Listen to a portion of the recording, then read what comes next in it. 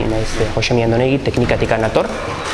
Hain zuzen, teknikan nik lan egiten e-learning arloan. Eta, gure lana oso lotuta dago hemen lantzen dian gaiekin, ez orduan, gure asmoa da hemendikan esperientzia jaso.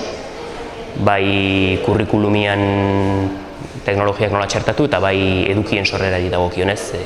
Gu beti badakagula motxilan esperientzia bat eta dinamika batzuk, eta ez orduan beti saiatu behar geha gure aurre dinamikei jarraitasun bat ematen, ez? Azken finean irakasle bezala estilo bat bain badakazu, beti aldatu dezakezu, ez? Baina horrexea egingo zaizu estilo hori teknologia berrietara adaptatzea, hau da, zure klase presentzialetan.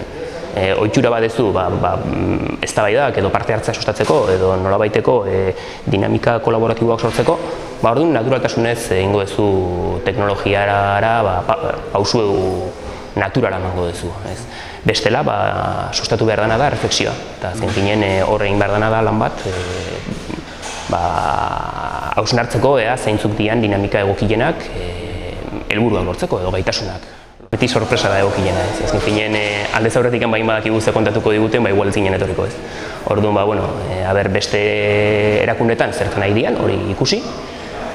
Eta programa ikusita, gure dagokionez, interes berezia, ikusteko hemen aurkeztuko dian ikasketa objektuak aberroakoa dian, eta azken finean lotura estuagoa dakalako gure lanarekin.